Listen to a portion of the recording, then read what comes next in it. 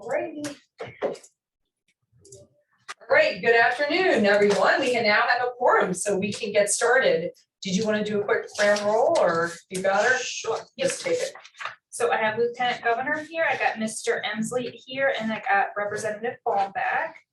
Then we have through virtual, we have Director Cade, Secretary DeMatteis, Secretary Geisenberger, Representative Ramon, Senator Pettyjohn, Mr. Tashner, Mr. Regato, and Ms. Denise Allen. Am I missing anyone?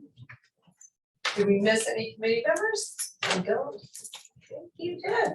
I believe Bill Oberly is with Mike in his office. So you have 2 for 1 there. Yes, Representative Overly is here in the office with me. Awesome. Good to have you guys. Thank you. Thank you so much. All right, well, we are going to get started here today. I know I have to have a hard stop at 3 p.m. Senator Townsend will be coming online. Certainly, if we have to go a few minutes over, Representative Bombach, as a co-chair, has offered to stay up until 3:15. But hopefully we'll be done at 3, and individuals from the community will have plenty of time to give us their comments and feedback. If we could have approval of the May 19 minutes, if anyone, a motion and second here, motion by Wayne, seconded by Representative Bombach. Any discussion on the minutes? Anyone? The only item I will mention, we had the presentation last time we came together talking about benefit management, and the BIA person who came, I should have mentioned, we were not doing an infomercial or anything. It was not planned to be that way. I know our DHR team had tried to get someone from CMS and from the Insurance Commission Medicare side, could not get them, and I think it was meant to be helpful, but some of you found it helpful, some of you found it like an infomercial, and I just want to make that clarity. It wasn't clear perhaps in the minutes, but just for the record, just so that people know. And again, I think part of that was the rationale that we just weren't able to get somebody from CMS. So with that, I would like to offer, see if we have all in favor for the minutes, since we've had a motion and no other discussion. All in favor, say aye. Aye. Any opposition? None. Any abstentions? None. The ayes have it. We now have approved the May 19 minutes. Okay, next we're going to go to SEBC updates, and I think Faith, you're going to give us those. I am. Thank you, Lieutenant Governor. Good afternoon, everyone. This is Faith Retz, Director for Statewide Benefits. Just a couple of updates we would like to provide to the retiree subcommittee today with regards to recent votes taken at the May 22nd State Employee Benefits Committee meeting. I'm going to keep these comments very brief, but just in the interest of making sure the subcommittee members are aware of decisions impacting our non-Medicare and Medicare retirees. Just want to share this information quickly. So some of this is a little bit of a review, but back on March 20th, the SEBC did vote to increase the group health insurance plan rates for the non-Medicare plans. So this would be individuals not yet on Medicare, but retired. Those rates were approved for a 9.4% increase. That increase applied uniformly to both the state share as well as the employee and pensioners share. Those rate changes go into effect on July 1st as those individuals are enrolled in a fiscal year plan, and they conducted their open enrollment elections during the month of May. Then on May 22nd, the SEBC also voted to increase the special Medic-Fill Medicare supplement rates. That increase was a 5% increase over the current year rates. Those rates will go into effect on January 1st of 2024. So a 5% rate as compared to a 9.4% rate for the non-Medicare and active employees. We have included in today's materials in the appendix section rate tables that further detail the increases for both the non-Medicare and the Medicare health plans. So then moving on, additional changes that were approved by the State Employee Benefits Committee. I will start first with the non-Medicare health plans. On March 6th, the committee did adopt several changes to the prescription drug coverage that is available to our non-Medicare pensioners. They are on the same prescription coverage as our active employees. Those changes included a combination of increased prescription copays, which I'll go over in just a moment, as well as the implementation of a program referred to as Prudent RX, which is a program that will help the state manage specialty drug costs that are associated with our, again, non-Medicare and active employee members participating in the group health insurance plan. In a nutshell, the Prudent RX program allows the state as a self-insured prescription plan to leverage manufacturer copay assistance programs on high-cost specialty medications, and members that are receiving specialty medications through the state group health insurance plan, should they enroll in the Prudent RX program, are going to receive no out-of-pocket costs for their specialty medications. That program, along with those increases that were voted on back in March for the prescription copays, will both go into effect on July 1st. The Prudent RX program, I want to be very clear, is not a program that is available to Medicare Part D prescription members. So therefore that program is not available, was not discussed, and was not implemented by the SEBC for our Medicare retirees. Then referencing back to the May 22nd meeting, the SEBC did vote to increase the special Medic-Fill Medicare prescription copays, also effective January 1st of 2024. They made the same increase in prescription copays as what was approved for our active and non-Medicare members back in March. So if we move to the next slide, I can just quickly review those prescription copay changes. Again, these will go into effect July 1 for our non-Medicare retirees and our active employees.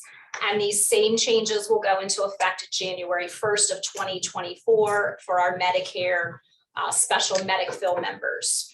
So there are 3 different tiers in our drug formularies for our state group health insurance plan members. There is a generic tier, a brand formulary, and a brand non-formulary tier. Members under our plan are charged either for up to a 31-day supply or up to a 90-day supply for certain maintenance medications. So in the left-hand or the center column on the slide, you will see the current copays for each of those tiers for up to 31-day and 90-day supplies. And effective for our Medicare retirees, as outlined here on the slide, those copays will be increasing by $2 and $4 for the generic tier, depending on the day supply. They will be increasing $4 and $8 for brand formulary, and $10 and $20 for the brand non-formulary. So I just want to pause there. I'm happy to take any questions, but again, this was just intended to be an update to keep the committee or the subcommittee aware of these changes.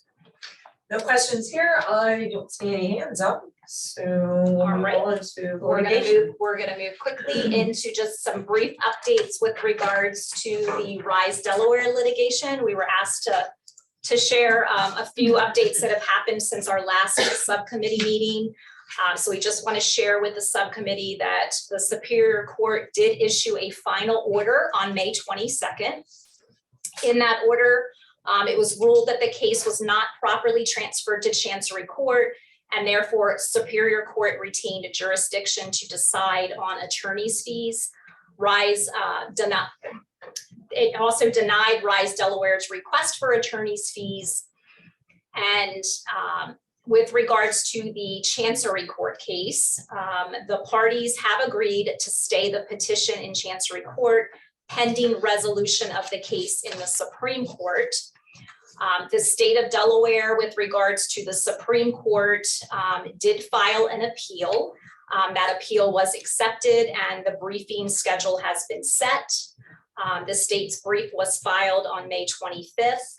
Rise Delaware, their response initially was due no later than June 24th. However, the state has agreed to an extension until July 6th. So that is the current state of all the litigation involving Rise Delaware. Again, these are just updates. We're not really in a position to have any further dialogue with the subcommittee with regards to the litigation. So hopefully that will give everyone the update that they need on litigation matters. And I think with that, we can move into our OPEB modeling for the day, which I think is really the focus of this afternoon's discussion. This afternoon, the major meat of this, and remind committee members that these are not the be all end all, that there are a couple other more options, because according to Senate Bill 29, we are to come up with some of these options regarding Medicare retirees, pre-Medicare retirees. So with that, who do you want me to turn to? Joanna? May I? Oh, yes, to my co-chair, I'm sorry. I do want to point Representative out, SB 29 is not limited to Medicare retirees. It says specifically, conduct meetings and public comment about current and future state retiree healthcare benefits. So it's not limited to Medicare retirees, it's all retirees. Thank you for that, so always, I guess to Joanna, we're on opposite ends today. I know, sorry, I got late, I arrived late. So my fault. Bookends, it's good. Okay, so we've already discussed the impacts of 1%, 2%, 3% funding. So these are in the packet just for references only. We've discussed the various eligibility changes. So again, no need to go over that again. And they've been broken down into models A, B, and C. Again, depending on higher dates as of 1/1/2015, higher date after, or as of 1/1/2025, as well as retirement date as of 1/1/25. So moving to the benefit changes as it relates to Medicare eligible retirees, we have two more models to present. So I want to draw attention to the baseline before we get into the specifics regarding the HRA with indexing. Baseline, again, assuming that we continue to contribute to OPEB at a rate of 0.36% of payroll and no other changes are made, I just want to remind the committee that it does nothing to reduce the OPEB liability, but it supports the funding. So 30 years from now, we're looking at 17.8% of funding status, doing nothing else other than maintaining the 0.36% of payroll. So. Yeah, so just to make sure the definitions and I understand. So what I'm hearing you say is the column about liability reduction, some of us look at the gap and try and reduce the gap. This is only reporting the liability reduction, not the funding increase. Is that It's accurate? reporting both.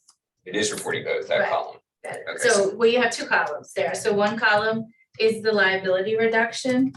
The other column is the funding status at 30 years using this option. And the funding ratio is looking at the gap. It's looking at both the liability, the change in liability and the change in assets.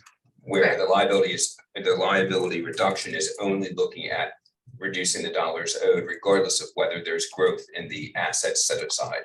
Is that correct? That is correct. So the liability reduction looks at what is the impact to the overall actuarial liability of OPEB.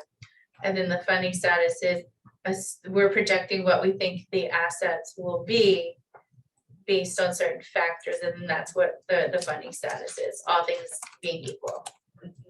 Got that. And then that's, again, I know it had been raised before, again, it would be an impact to the general fund or others if we wanted to talk about an annual slight increase into the payroll from that 0.36. That could be something too, would make a recommendation. But again, that's kind of into the OPEB, not necessarily the insurance, but Right. I know that is a conversation and that can be looked at as well. Yeah, anything that you can do to fund or send additional funds to OPEB is going to impact your funding status. It does not impact the liability. Right. What it would do is reduce your unfunded liability. Right, you're unfunded. But the liability. total liability. Right. That's And the it- impact. Right, and that would be, quote, I know payroll tax, payroll contribution beyond the 0.36 if you chose to do that. That is correct. So that is something to put in the parking lot, right? Correct. Okay, put that in the parking lot. All right, keep going. All right, so what we've modeled are two options. The first one being an HRA with a 2% annual indexing. So again, we're assuming a $4,900 annual HRA for each eligible member and increasing it by, 2% annually. So So looking, 4,900 versus 51. I know we had a little bit of confusion around that number, and it could change to 49 or 5,100, right? yeah, so at Faith, But this is modeled at 49. right, we selected 4,900. That's fine. Are we on the right version? No, we'll correct it. It should be 5,100. No. Oh, it should It should be 4,900. We did it, was 49? 5,100. You fixed it. I'm gonna let you leave. We'll leave. And the bottom line is, we're looking at HRAs. We have choices, and right now That we're at is correct. 4,900. So really, 4,900, 5,100, it doesn't make a significant difference. Okay, The true impact is the indexing. all right. So if we're looking at applying this HRA option to those based on their hire date, as of 1/1/2025, it has a $10.9 billion impact on, the OPEB reduction. So it means it would reduce OPEB by 10.9 billion. Again, assuming we continue to fund OPEB at 0.36% of payroll, and with this change, that would take us to a 27.2% funding status at 2052. Model B, if we did higher date as of 1/1/2025, that would reduce our liability by 10 billion and take us to 26% funding in 30 years. And then Model C is your retirement, based on retirement date as of 1/1/2025. That would reduce liability by 13.1%, and again, would give us a 30% funded status. So if we're, again, comparing the baseline to what these models show, remember, doing nothing other than contributing the 0.36% already has a 17.8% impact. So these would be inclusive of that 17.8% plus what we've modeled in each of these options. Does everybody follow that on this Monday afternoon? I just had a question. It's Saran. And you may have already answered this, so I apologize. Does this take into consideration any, increase due to inflation or anything, or is this locked in at 4% in perpetuity? I'll defer to Margaret, but Margaret, correct me if I'm wrong, it's annual 2% regardless. An annual 2% increase or annual 4% increase? Correct. Yes, sir. In which we don't have a crystal ball. Some years inflation's higher, some years no inflation rate.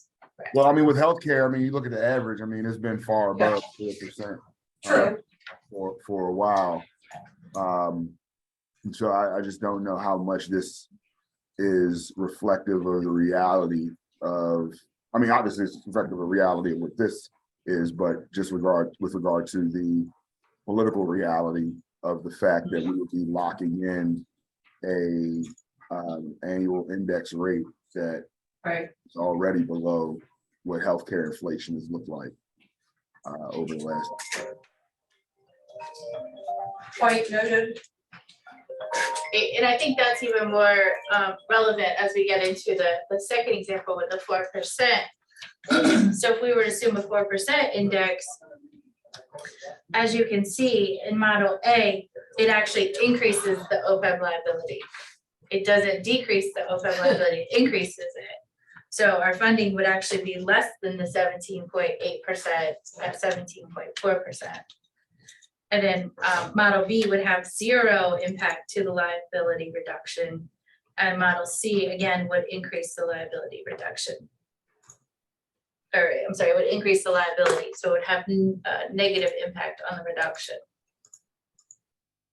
And the concept is the cost of the annual HRA with the 4% indexing is really no greater benefit from a financial perspective than our current special medic bill. Is it correct, though, that the 4% HRA does get the state out of the self-funding game? I'll defer statewide benefits for that. Did you hear that? Could one of our cabinet secretaries or someone else respond to that? Repeat your question again. maybe. Is it correct the HRAs, either of those rows, would get us out of the self-funding challenges the state is currently in?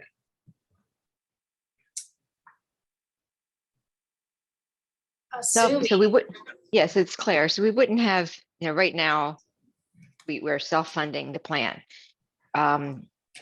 What it doesn't get us out of, Paul, is the Representative Bomback is the amount the state's paying.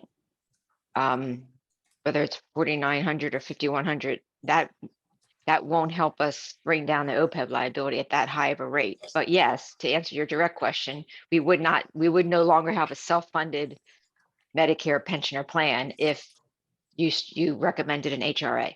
Okay, thank you. Okay. So this is Rick, Secretary Geisenberger. Just to clarify, Joanna, just so everybody understands why the math works this way, correct me if I'm wrong, but the rate of medical inflation that's inherent in the OPEB model right now is actually, I believe, above 4% for both medical and for prescriptions for the first 10 or 15 years. But then there's an assumption that some of those costs come a little bit below 4% growth in the out year. So that's why in these 4% models, you basically see no savings because over the 30-year time period, the assumed inflation rate's about 4%. Is that roughly accurate, Joanna? I believe that is correct. Margaret, if you want to add anything, feel free to jump in. Rick, you're going to be a great teacher. Professor Geisenberger. That's exactly right. Yes. And again, we'll keep moving along. We're not making votes today or decisions. Can we Go go ahead. back one slide, clarification question, because I think I had an aha for myself. So if you go back, the eligibility changes, I had neglected to notice the baseline and the numbers there. I was thinking that each of the quotes, each of the rows was a standalone. This changed us this. That is not the case. As an example, Model A of reduced spousal subsidy does not address the funding ratio by 18.9%. It addresses it by 1.1%, which is the delta between that and the first row of 17.8%. Is that correct? That is correct. That's a big aha for me. Thank you. You're welcome. Same here. I agree. Did everybody get the aha? That's nice. And I think for clarity, it should not include the 17.8. I think that's very. So you would like them, if we do another model, so on the right side of the 18.9, you'd like it to be the 1.1. Yeah, I think it would be a lot clearer because, I was just adding up the numbers and thinking, gee, we can get there easy. Real easy. For those online, I hope everybody followed that as well. Well, okay. All right, Joanna, we'll keep going forward.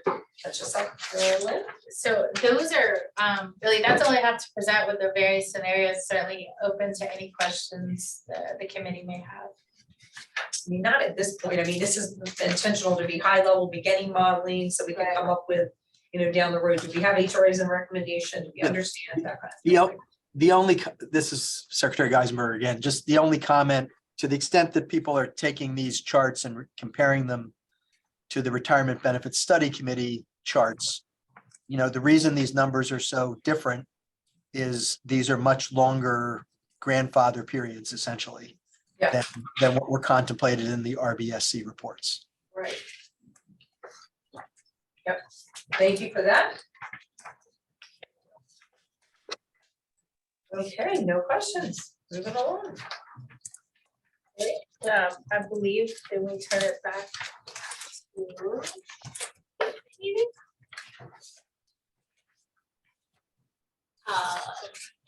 Yes, I think at this point, we can kind of do a little bit of a combo of really agenda items 6 and 7 perhaps.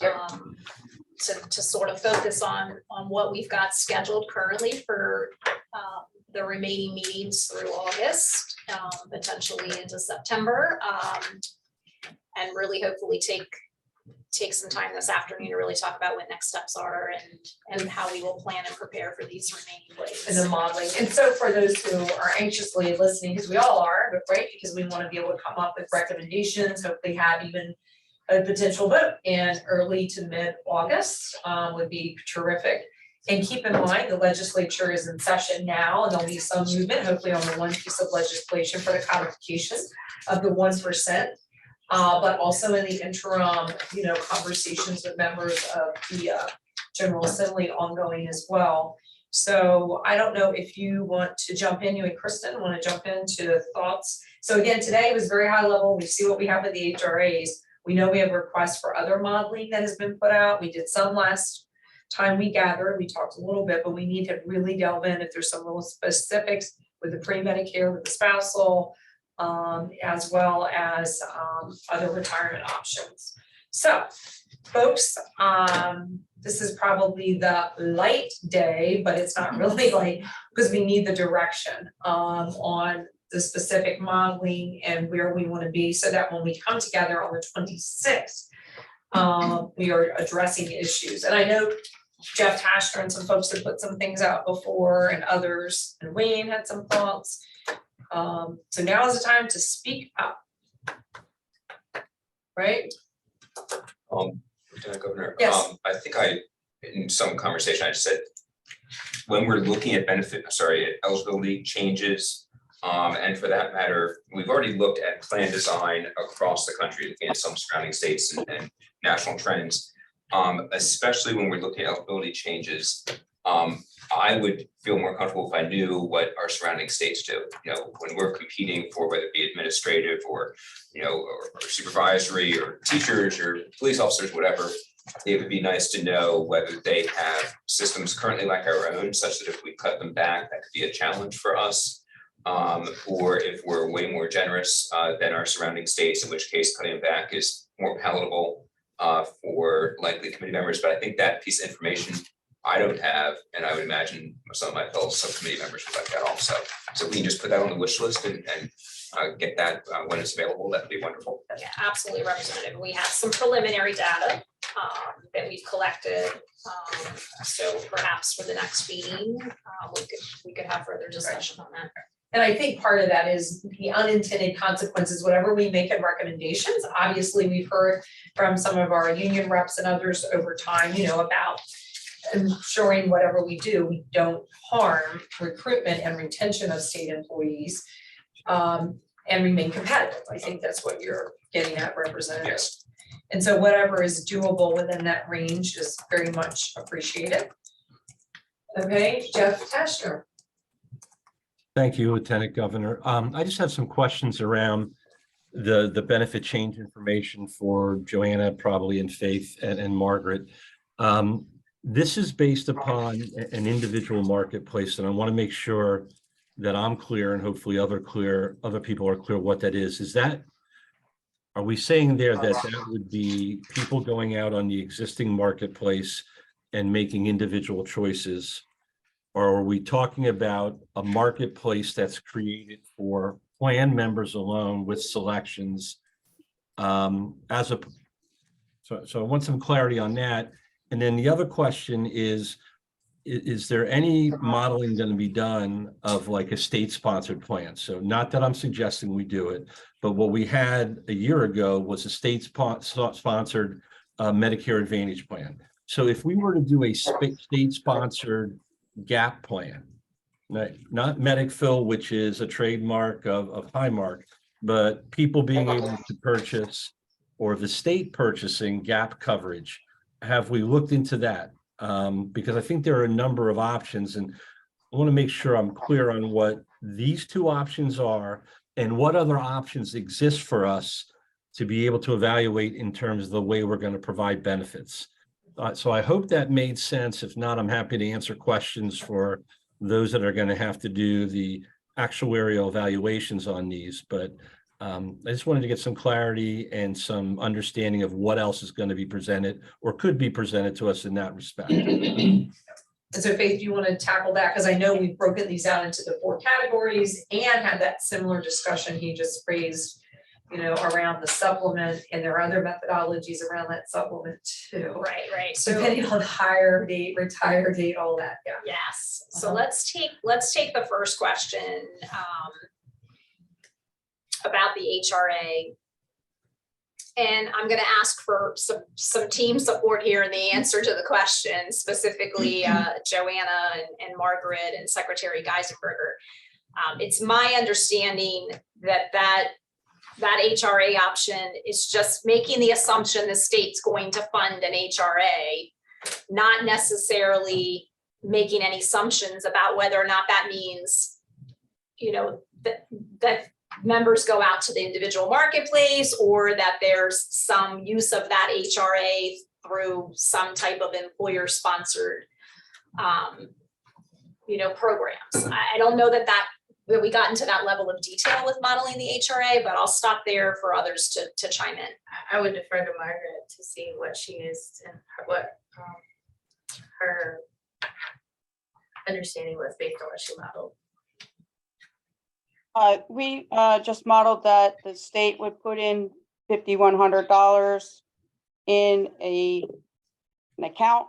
It might not be a true money goes into the account. It could be through, the people that provide the claims, and then the state pays the claims afterwards. But the account is a fictitious account that grows every year, and as they take out money of it, we're not assuming anything about individual marketplace or state sponsored plan. Thank you. And Faith, obviously my question for asking that, I don't know what the impact would be on the cost that plan members would incur in using the HRA if they're on the current marketplace, which exists and is out there, or is there some buying power that is obtained through the state creating its own marketplace with a schedule of selections? And that's why I asked that question. No, but understood. And I don't know that we have an answer to that. I think that would really be driven by where this group heads in terms of Recommendations, whether we options. recommend it to the SEBC for that consideration. Or you can go in the other direction too, whether with the HRA and if other modeling that we've proposed or want to have looked at, around looking at years of service or the pre-Medicare or the spousal, looking at what the supplement pay might be. Again, depending on retirement. And I know there had been conversations around, supplement. There have been conversations back in the fall around that with Medicare Advantage, whether people went into that track versus paying a supplement. There's been different conversations. Yeah, so I think to some extent, thank you, Lieutenant Governor, kind of leads into Jeff's second question about any modeling done of state-sponsored plans, right? And I think that's where, again, there probably needs to be more discussion about what would those potential plans look like, to then have a discussion with Joanna and Margaret on how to potentially model them to determine if they really have any meaningful difference from MedicFill and the HRA modeling that we've done thus far. Because all of these that we are recommending to date, because we had what I thought was consensus, was based on the modeling of higher date after 1/1/2025 or 1/1/2015. Some had mentioned, depending on the formulary, you could look at it on retirement date. Again, we have that in the Model C as well. So again, if you'll go ahead. And it's helpful. And I think in that area, at least my thoughts on this have been really there are two options. One is a state-sponsored plan, which provided gap coverage, whether it's MedicFill or something else. Supplement, some form of supplement, okay. Right, some sort of supplemental, the gap coverage. So what we're really looking at is picking up that 20% that Medicare doesn't pay. That's available through a number of coverages on the marketplace, but doing that through a state-sponsored plan or, having heard from Faith and others that there are actually some people out there that are plan members that did not take advantage of state coverage previously that had intended to do so if the Medicare Advantage had been in place. Do you create a state-sponsored, or can you even create a state-sponsored plan, which creates an option for the plan member between supplemental gap coverage and or a Medicare Advantage type program? Hey, Jeff. Brian? Yeah, Yep. hey, it's Brian from WTW. So talk about it a couple of different ways, and I think some numbers were actually presented a while ago, so maybe somebody else from the WTW team can chime in, but if you set up a state-sponsored Medigap plan, you're basically just recreating Medicare on a fully insured basis, which is going to be higher than the Medicare rates.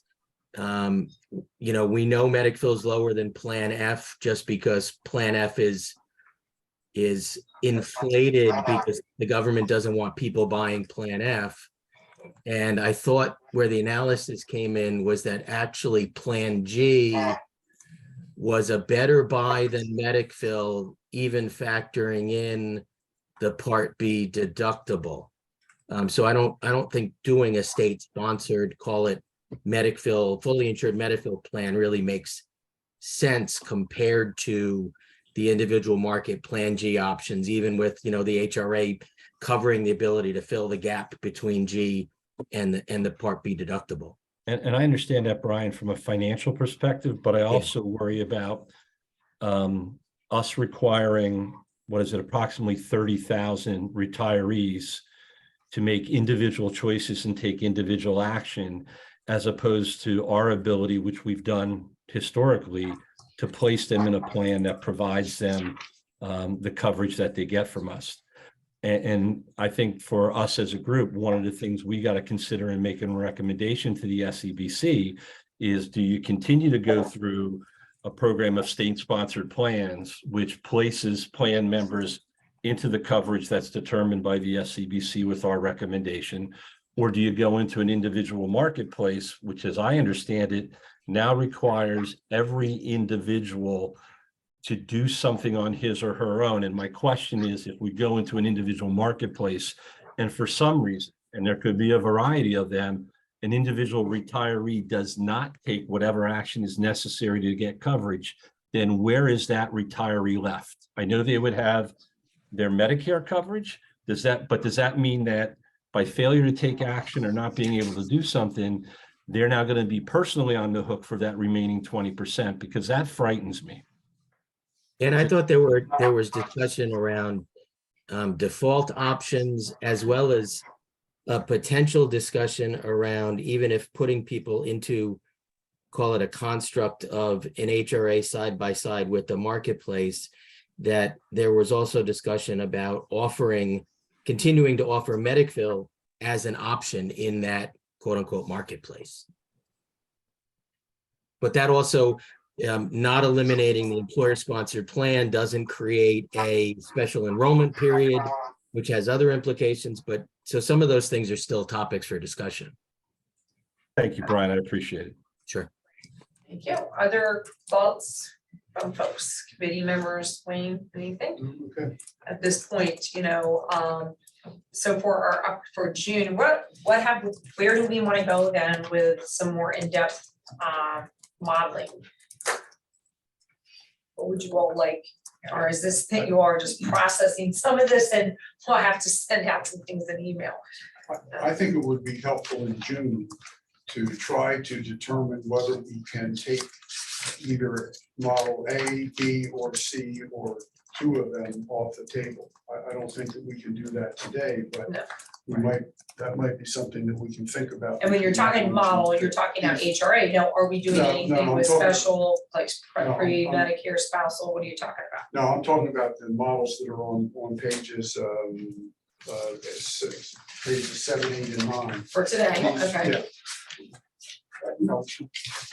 This committee, I think, ought to decide, do they want to, I think at some point, we're going to need to decide, do we want to go with model A, model B, or model C? And I think that's something that we we could make a decision on at the June meeting. June meeting, and what models are we missing? Are we missing some things too? Did we want to look at, and again, perhaps, you know, people may have an aha later today. We just want to make sure we have adequate time for them to do their number crunching. So I think two things I would throw out there on that to respond to that. One is, again, I'd like to know neighboring states, if they've got something that's an option D that's commonly used for some neighboring states, I think that would be a beneficial data point to have. And I also heard from Secretary Geisenberger that the previous projections had used a very different assumption as far as who gets affected by it. And we may even already have those numbers. I'm trying to not have your life be miserable. So perhaps just adding that data point for earlier reviews that have less, I'm gonna say, generous grandfathering, just so that we have it all on the table. For instance, it related to that, under benefit changes, which frankly, I prefer that to read plan design. I think it's plan design in the previous Where are you talking about presentation. now? This slide's, what's the name of it, slide 9? Why not? I think in the past, the heading for this was plan design as opposed to benefit changes. I think having Medicare Advantage should be on there. I think we've got numbers for that, so I think it should be on there. And I think perhaps that puts it on the table for discussion For and discussion. perhaps even vote amongst the subcommittee. So for the future, you would have like opportunity to do, like, if you wanted a model for future hires who wanted to, as Jeff said, come in with you know, have a choice of supplement, some type of plan, whether it's Medicare G or Medicare Advantage, is that what you're saying? Well, whatever's been modeled, I mean, I think we've got some Whatever's model been that's not on the modeled. tables. So I think we should put it back, unless, I don't think the subcommittee's ever voted anything off yet. We should get it back there, and as Wayne says, then let's get the low hanging fruit of what we can eliminate What we've seen. and to narrow our And to focus a make bit. it clear for the current retirees, we are not saying, we're bringing back to the current retirees Medicare Advantage. I want to make sure that's understood. Please, Thank you for. I have to say that, make that very clear. But perhaps have it from the past, so we see it for future hires, what those choices might be, whether it's Medicare Advantage, Medicare G, whatever that might be, with some type of choice, because it's all about choice, that they would have a choice with paying a supplement or that.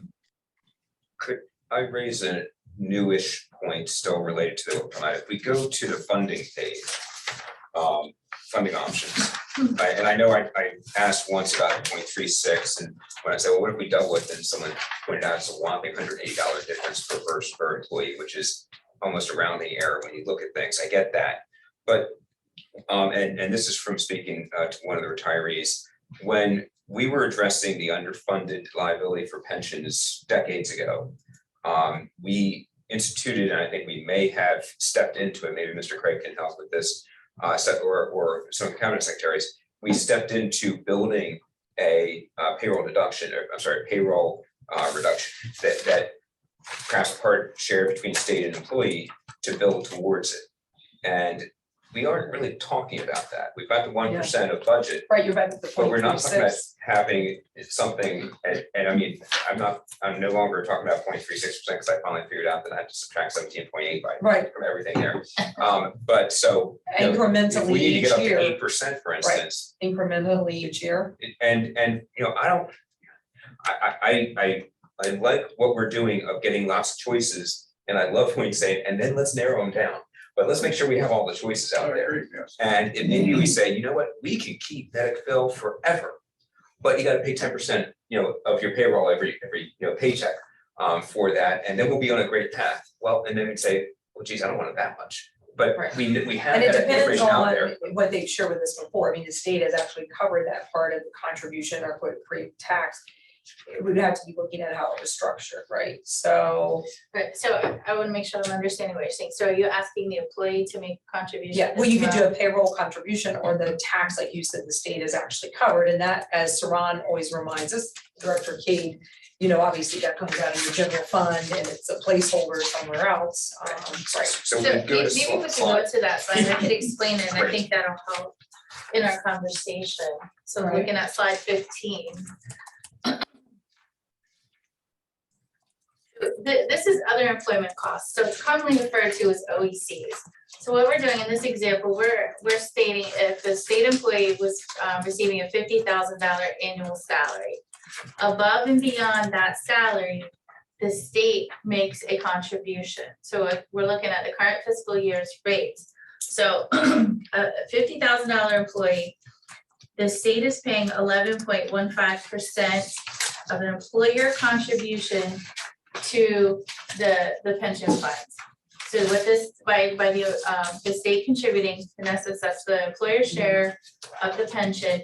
And for this particular employee on an annual basis, the state would pay $5,575. So again, this is just what the state is paying. Now, the employee, most state employees, not all, because it depends kind of what pension plan you're in, et cetera. We're assuming state employees pension plan here. You're either gonna pay, that employee's gonna pay $1,320 that year or $2,200, depending on their date of hire. So again, really good deal. The state's paying more than twice what the employee's paying. For the disability insurance program, the state's currently paying 0.9% of the employee's salary. So the state is paying $450 in this particular example on behalf of this employee. The employee pays $0. Post-retirement increases. So again, the General Assembly periodically grants post-retirement increases to our current retirees. So the state is contributing 1% every year of an employee's salary to this post-retirement fund. And so in this particular case, the state's paying $500 a year for this particular employee's salary. OPEB, so you've heard us talking about OPEB. What is OPEB? We know that that's the future liability here for health insurance. The state is currently contributing 0.36% of an employee's salary. So that is $180. So when you're looking at that comparatively to the disability insurance program or the post-retirement increases, it's very small in the grand scheme of things. And again, the employee pays $0. You commonly hear pay-go costs. So this is the cost in this particular line.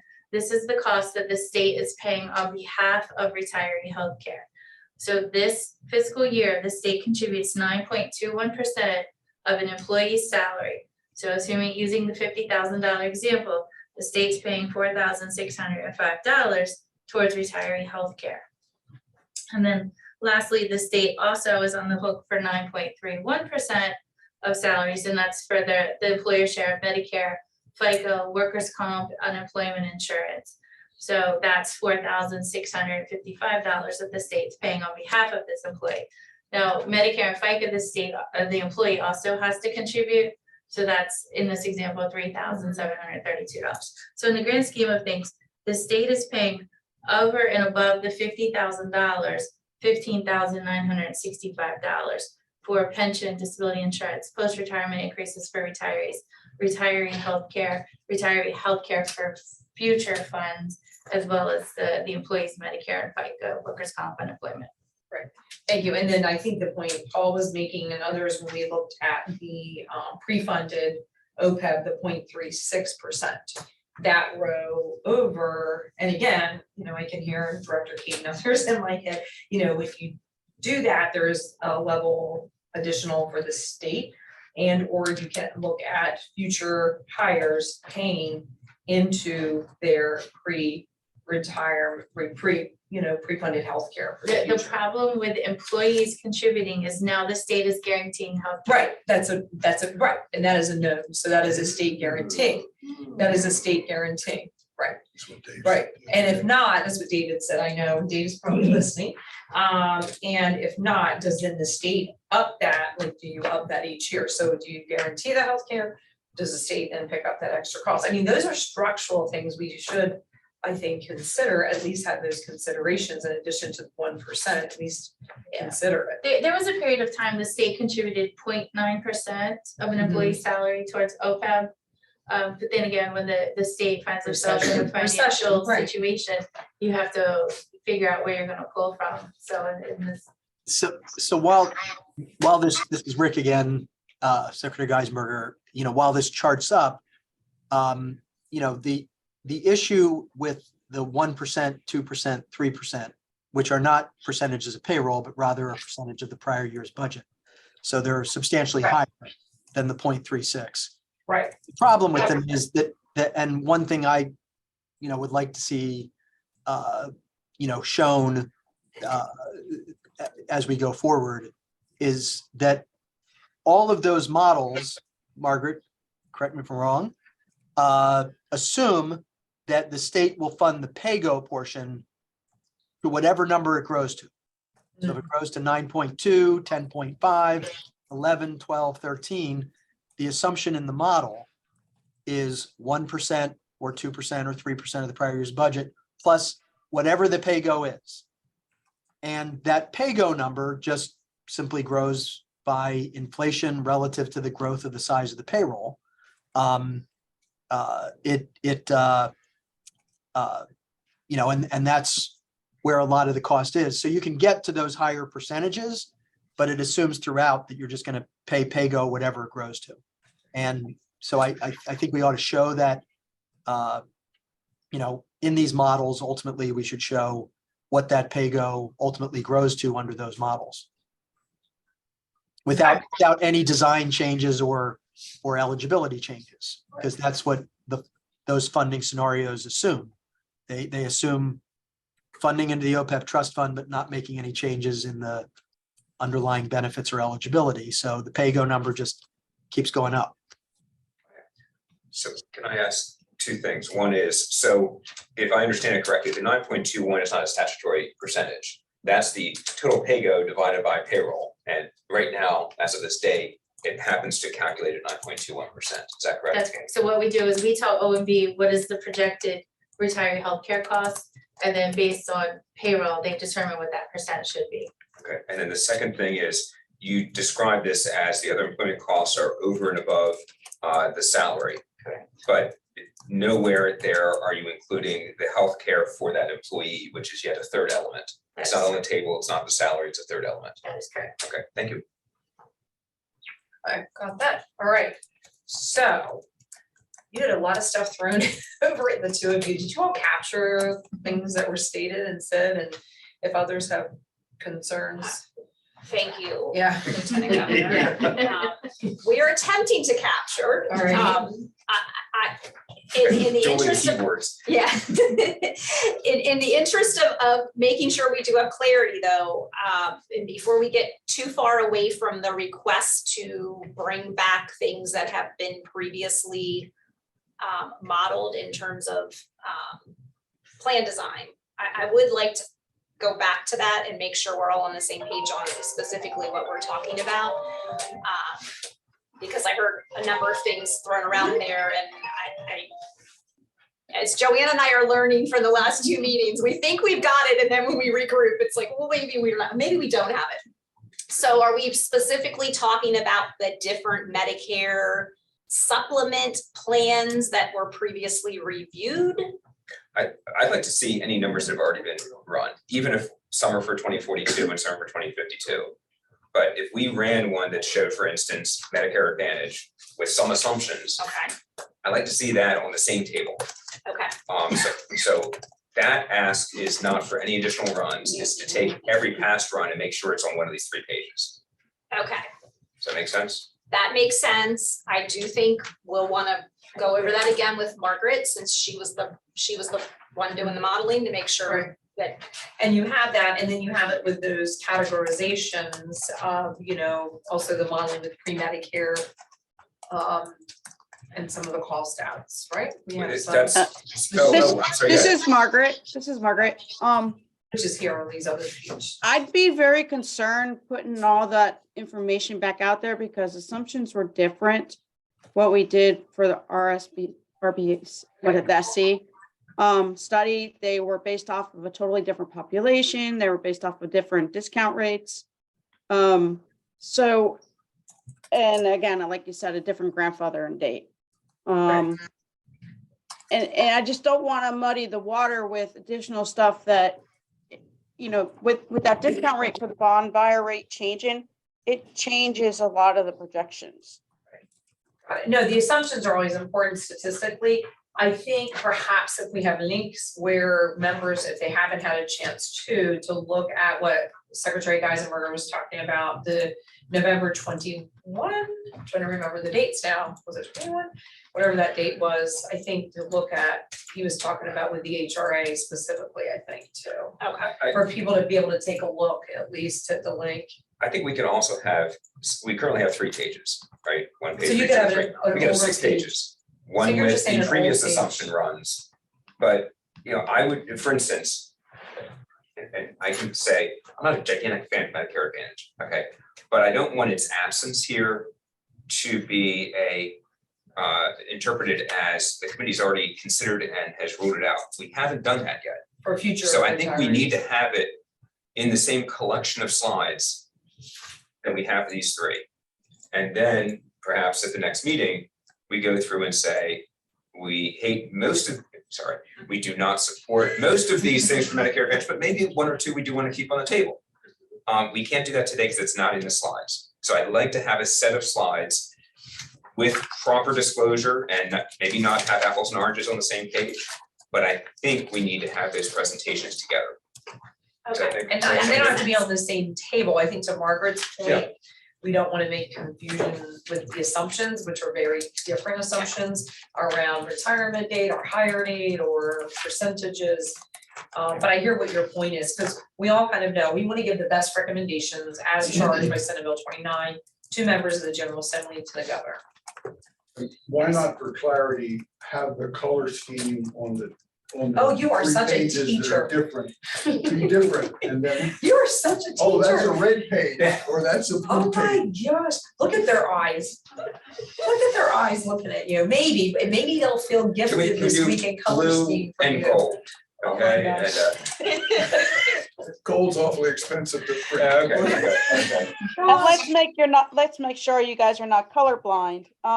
Yes.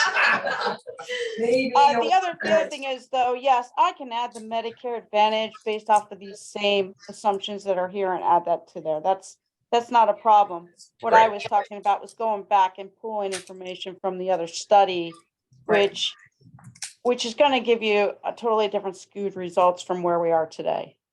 Yeah, we want to be as consistent as possible Possible. across the board, absolutely. Yeah, consistent. And I think we can have also a couple conversations around the other structural components.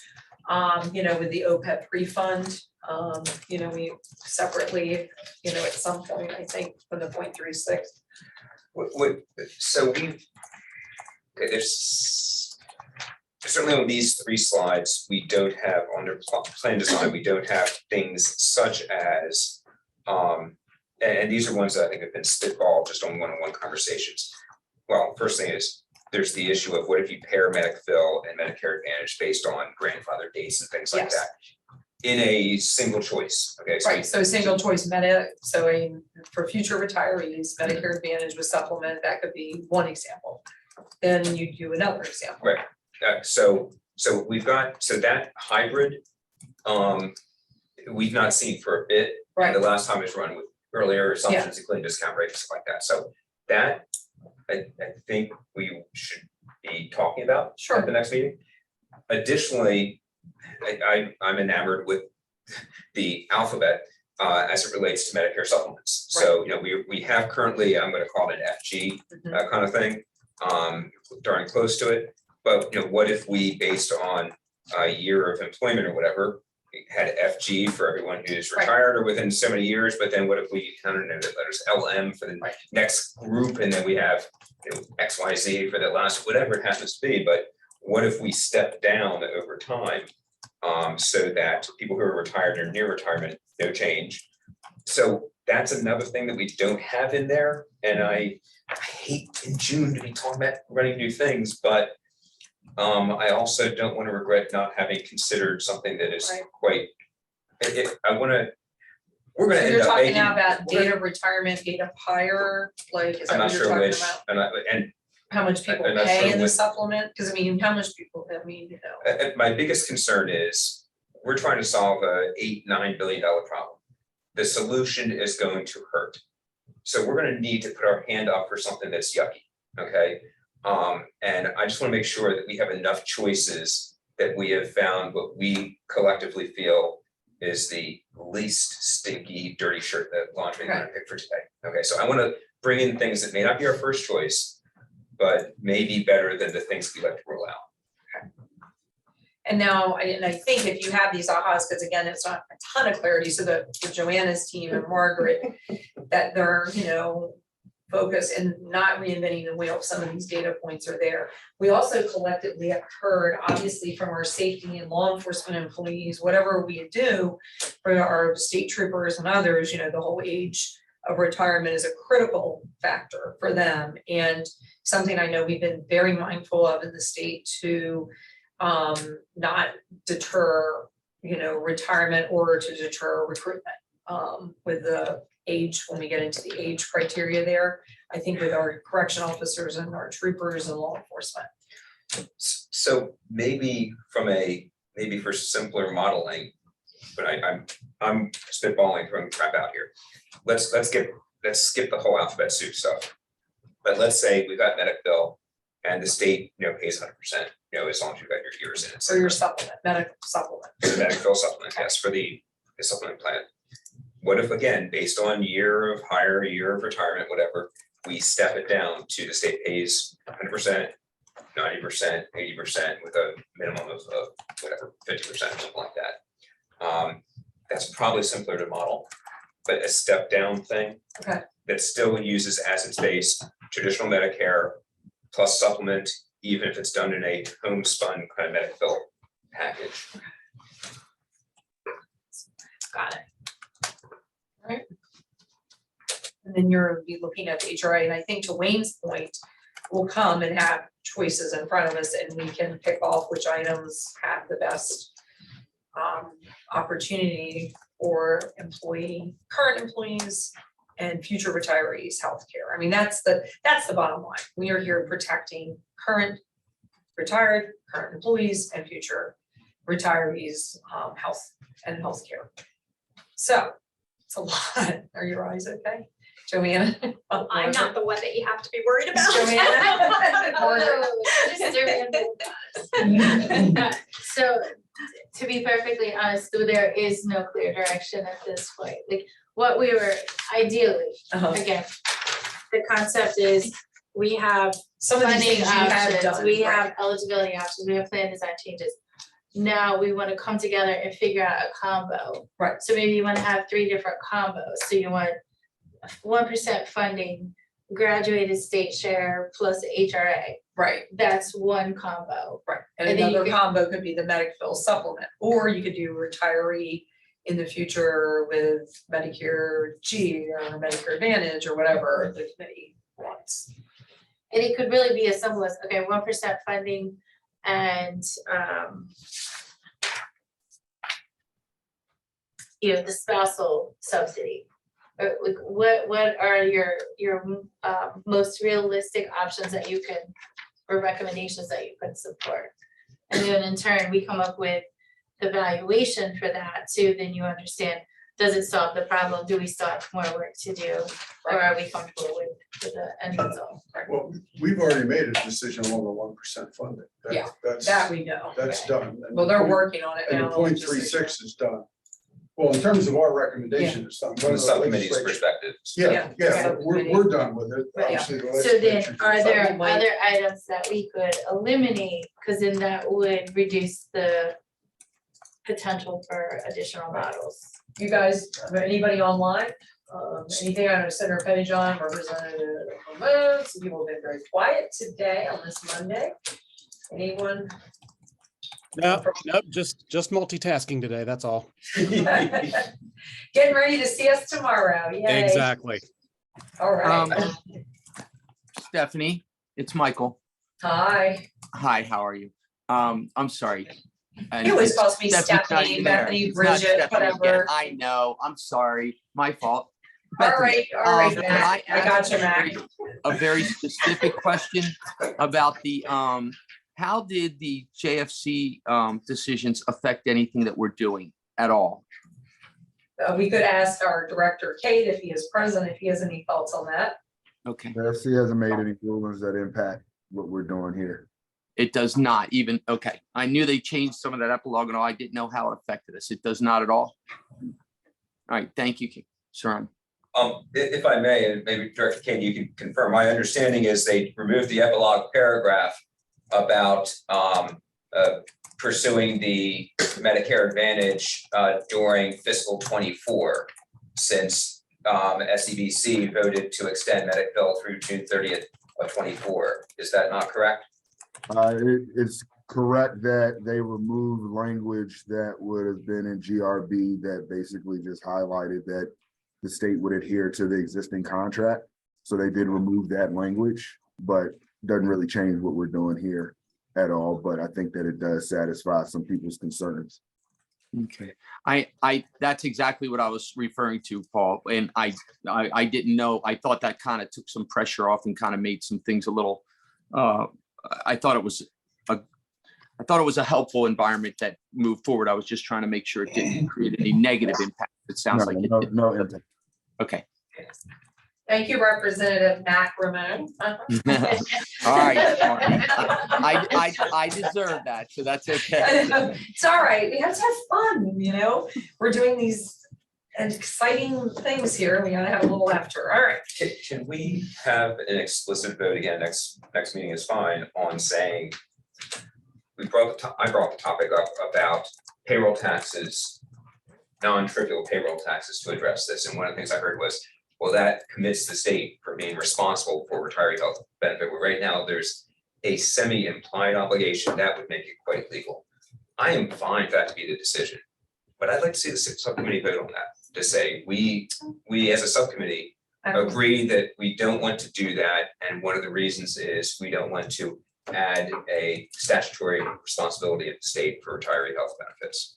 We Is can that have that. fair? I don't know. We can have that discussion. I don't know if we need to have call on that. I think Director Kane, go ahead. Yeah, I mean, I hear what you're saying, and I'm not saying I completely disagree with it.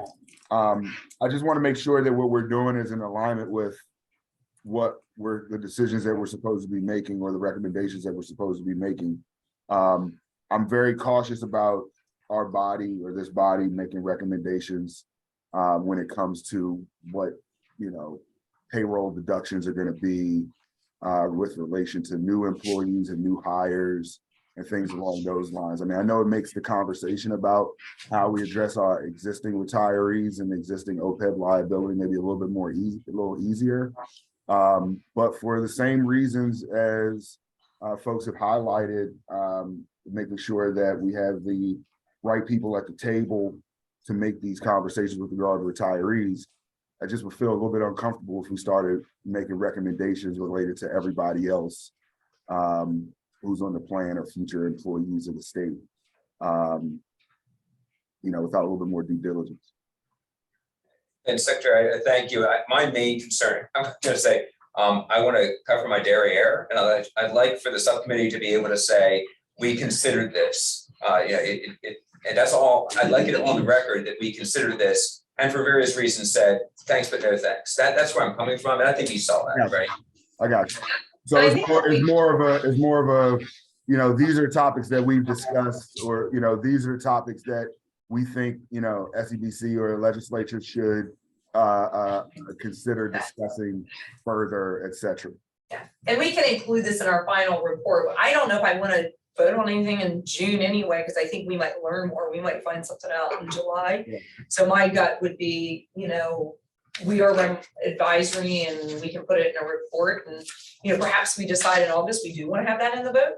But I wouldn't want to prematurely vote on something either. Prematurely.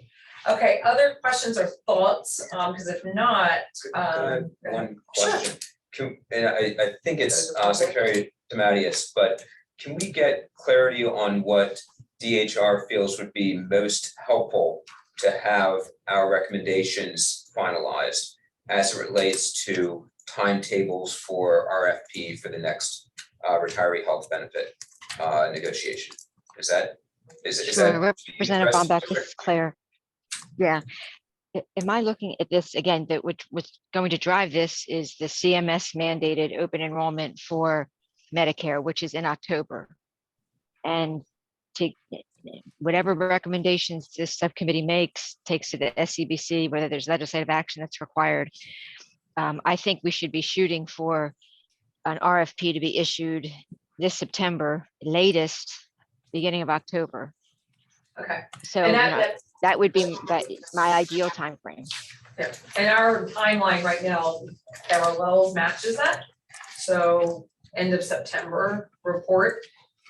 Maybe we'll have Kumbaya and have it done sooner. I could fantasize. Secretary DeMatteis, let's say we complete something September 21st, and I'm just pulling the, 3 weeks into the month of September. Does the SEBC need to meet and review that before the RFP can be finalized and issued? Do you need Yes. weeks after that? So it's like, is Yeah. September 1st Yeah. a more workable deadline, or how far It can we is. push you? Yeah, yeah, September 1st is a much more workable deadline, yes. We'll aim for the, or at least first week Now, of keep in September, mind, what June, land in the stars. what is helpful is that the last RFP we put out for this in March 2021, asked for those bids for both a Medicare supplement and a Medicare Advantage plan. So that's somewhat fresh. So it's not like we're going to be writing an RFP from scratch, particularly on the Medicare supplement plan piece of this. So a September 1 deadline, I feel, would give us enough time to turn things around. And even if we had to have an additional meeting of the SEBC so that we could keep ourselves on track. And September 1, is aggressive. It's kind of like moon, looking to the moon, land in the stars, or we have to add another meeting or two in July or August as necessary. Yay, right? They have to, in order to do that. Okay, I feel the energy, lack thereof, I'm just saying. People are thinking. Other thoughts, comments? If not, we'll go to the public. We have some members here. Anyone? I think everyone's saving their energy for the end of the month in June, legislative fall. Anybody? Okay, do we have anyone signed up to speak? We do. Okay, let's go to the participant. First person who signed up was Rebecca Scarborough. Let me get It's her. Rebecca Scarborough, and who's after Rebecca, so they know. And we have 2 people in person. The next person will be Lester Johnson. Okay. That's director, okay. All Okay. right, Rebecca, All right, can you hear me? sure can. Okay. My comments are going to be about Medicare Advantage again. I was surprised at how much discussion was being held. I felt that we had already proven that Medicare Advantage is a threat to original Medicare. Not and problematic as far as prior authorizations go and out of network issues. So here's my public comment that I had already prepared earlier than this discussion today. My comments are directed specifically to the 4 legislators sitting on this committee and regard the reference in the tiny footnote on page 13 of the document, State Group Health Plan Medicare Supplement, Special Medicare Plan Premiums, where a Medicare Advantage plan is listed twice. This brought me to examine 29 Code 5202 D5 under double state share. I do not know when Medicare Advantage slipped into this document, but trust you will amend the code to state a Medicare supplement plan. I want to publicly thank Representative Bill Carson and the members of the Joint Finance Committee for removing Section 101 from the epilogue language of the governor's proposed budget bill, which in effect would have forced retirees into Medicare Advantage in spite of any forthcoming recommendations of your committee. I also want to note that Representative Carson has introduced House Bill 152 to change the membership of the SEBC by removing the retiree appointed by the governor and adding 2 retirees, each appointed by the President pro temp of the Senate and the Speaker of the House, thus granting more decision-making power to the legislature. I hope you will support this piece of legislation. Thank you. Okay, thank you. Lester Johnson in person. Yes, I am the current president of the Association of Retired Delaware State Police. And I am here to represent that association. We meet And quarterly. those online, Lester, I don't mean to cut you off. Can you all hear him? Or does he need to move closer to the microphone at the table? You I can hear him Give me a fine. thumbs up? Yes, okay. Wanted to make sure, Lester, we don't want you not to be heard. Okay, All right. so we meet quarterly. Our last meeting was in near the end of April. I've not been able to make the meetings in May. We took a vote at that time to address the SEBC. So I'm addressing both committees today, that the vote was pretty simple. We want to maintain and still have Medicaid. With that said, I understand that this committee is looking at a lot of options. I've been to a few of the meetings and I see all the options. I see all the problems. So for us to maintain Medicaid, probably not the answer. But there's no way that you should be penalizing Medicare retirees. And that's what it does under Medicare Advantage. I see no reason why I would want to have Medicare Advantage. It just goes away from the Medicare itself. So I'm representing 600 members of the association. We have 80-some% membership. There's about 800 eligible retired state troopers, and we are currently at about 600. So it is our position, just to put it on record, that we would like to maintain Medicaid, but we will obviously accept some kind of compromise better than Medicare Advantage. Thank you. Thank you very much. Okay, next up is, I think this says Joan Denny. That would be me. So pretty much, Lester represented me because I am the widow of a retired Delaware State Trooper. And so his benefits are my benefits. And it's some of, and the other thing is, I have 40 years in medical administration.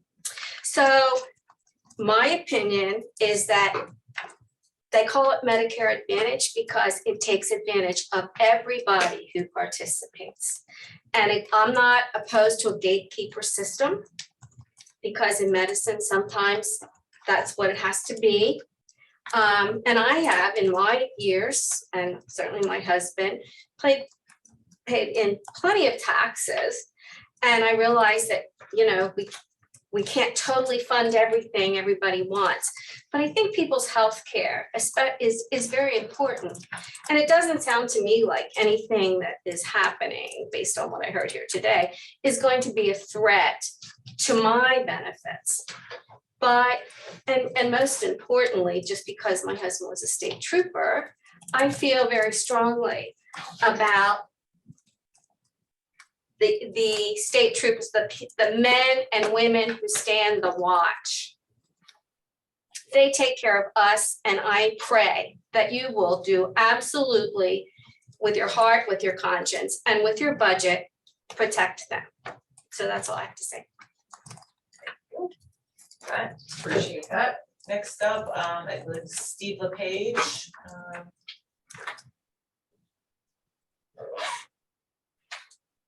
Where did Can you Steve hear me? go? Oh, there he is. Steve, go ahead. Yeah. Certainly there was a lot of information today, and I'll have to take some time to review everything. But since we brought up the premium rates, I wanted to make a comment. I guess several meetings ago, all the meetings seem to be a blur now, but Secretary DeMatteis was proposing the 9.4% premium increase for Medicare retirees at a subcommittee meeting. I think it was the financial subcommittee. And she had stated that it was disingenuous of us to not have an increase. And I take exception to that because the retirees don't get pension increases. So could I also say that it's disingenuous of the administration to increase the rates when retirees do not get pension increases to offset their healthcare costs like the actives do? The actives get regular pay increases, and that helps to offset their healthcare costs, but it does not do that for regular retirees. And the other issue is that in the same comment, I believe that she said that Medicare retirees were the problem. I could be paraphrasing here a little bit, but I believe that's what she said. And I don't believe that Medicare retirees in and of themselves are the problem. I think the problem is that the administration has not funded a benefit that they promised for over 20 years. That's the problem. I don't think it's the employee or the retiree that's the problem. So those are the comments that I just wanted to make. Thank you. Thank you, Steve. Okay, next up is Diana Noonan. There you go, you should be able to speak now. Ms. Noonan? Hi, can you hear me? Yes. I'm sorry, I'm in car lines trying to pick up my grandson, so I'm distracted. I wrote something today, but I'm not going to read all of it. I have a comment I want to make at the end instead. I noticed that documents prepared by the state and the consultants continue to identify the Medicare Medigap policy that we have under our current plan as Medic-Bill. Since Secretary DeMatteis specifically made the point that Medic-Bill is a trademarked high-mark term, I am a little nervous about the intent of the state. Retirees do not have an idea of the intention of the state at this time. The last couple of meetings and today's agenda seem to focus on not on retiree health care, but rather on state financial status. I would like to see a conversation soon about the committee's view on the options at this time. What plans exactly are being considered for current retirees? It seems that you have proposed, under false pretenses, I might add, Medicare Advantage as being a mirror image of Medicare. It is not. As if that was not bad enough, you present HRAs. You must have looked long and hard to come up with a plan that was intensely inferior to even Medicare Advantage. I have heard grandfathering mentioned, but you haven't asked the consultants for slides, so I'm confused. Retirees would appreciate an understanding of what is being considered for retirement health care at this time.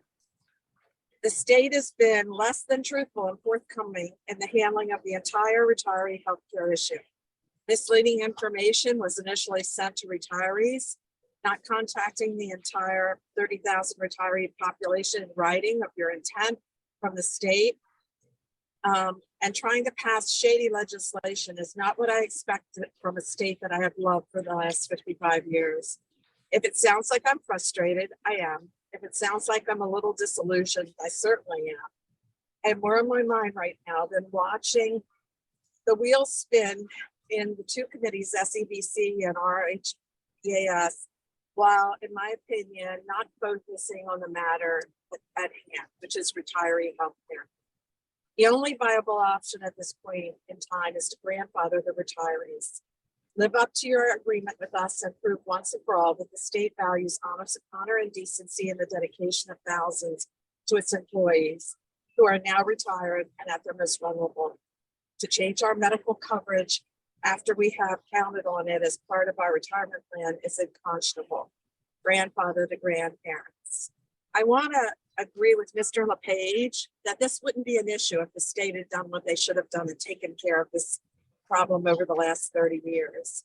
And the second thing is, you talked about a $50,000 salary.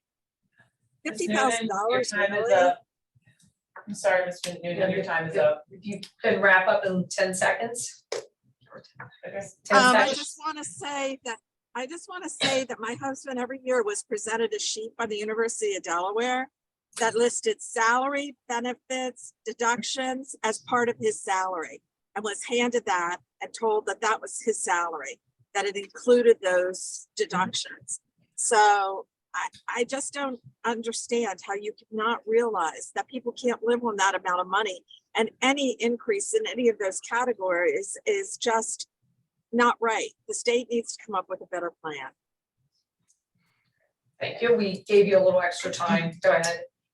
Next up is Bob Clarkin. Hi, can you hear me? Yes, we can. Great, thank you very much. I hate to propose something that may complicate your job a little bit, but I believe that the pension program runs very smoothly and smartly in that my monthly pension check is 10 times higher than the $459 a month for MedicFill. The pension fund works because every year the state contributes what's called an ARC, which is the amount of money that's necessary to cover 85% of the liability. And because it has done that year after year after year after year, there's equity in the trust fund, the pension trust fund, that pays most, if not all, of the pension benefits. We have a OPEB trust fund that's been in existence since at least 2007, and it was actually replaced a system that started in 2001. And for 22 years, it's been underfunded. I think what we need to do is model the OPEB trust fund after the very successful pension trust fund. And if we do that and make the required contribution each year, or at least an honest effort in making that contribution, over time, the market value of the OPEB trust fund will increase year after year after year after year as the investments increase year after year. And that money can be used to pay the medical benefits. So I've been working on this for a month or so, and I have a document that unfortunately is 25 pages that I'm going to send out to the committee members that proposes to look at the pension fund, look at the OPEB fund, and try to model the OPEB fund after the pension fund as closely as possible. And I hope that folks will take the time to just read the 25 pages. It'll take you maybe 10, 15 minutes and think about a solution that's not on the table. Thank you. Thank you, Mr. Clarkin, for that. And I'm looking at Joanna, giving her compliments from the pension fund. And what you actually said had some offline conversation. So thank you. Any others? No? All right. Nobody else in the room? Any committee member, any items we have not touched? We should mark it down. We're probably the only meeting we finish early. Anyone? Anything? Prior to the June 26th meeting, again, remember we are under FOIA, so we can't be circulating broad ideas, but if you have a topical area that you feel we missed in the modeling discussion today, feel free to reach out to have a conversation. Because again, our goal is what we've heard in all of our public comment today, and why the legislators sponsored Senate Bill 29, which was to make sure we had the best healthcare options for our retirees, building on security with our current employees. So if you have thoughts, okay, committee member Michael Bagato, you need to unmute, sir. Yes, good afternoon, Madam Chair. Excuse me. For the record, there was a letter sent on behalf of AFSCME Council 81 and its current members. I would like that to be part of the record, please. And Okay. and Absolutely, and do you have it yet? I don't know if everybody has it yet, we need to make sure everybody has it. And also, Mr. Clarkin, or anything mentioned today, one of the things we've really tried to do is have as much transparency with this committee as possible, because to have retiree feedback, your letter, when we get it, will be made public on the website. Carol's been trying to do a really good job of audio taping, getting our meetings up right away. And when Mr. Clarkin gets his document to us, we'll make sure that that's up there. So for the public listening in, you should be able to hear and see all of our past meetings. Not sure how exciting they are, but you can view them, and also all documents. So thank you for that, Mr. Bagato. Okay, all right. Do I have a motion to adjourn? I have a motion here. Do I have a second? Second, all in favor, signal by saying aye. Aye. All right, if not, we will be back here June 26th at what time? 1 o'clock? 1, all right, yes, 1 o'clock, all righty, thank you guys. Thank you, all right, mark it down. So happening. Right, or maybe, are you as clear as mud? Clear as mud?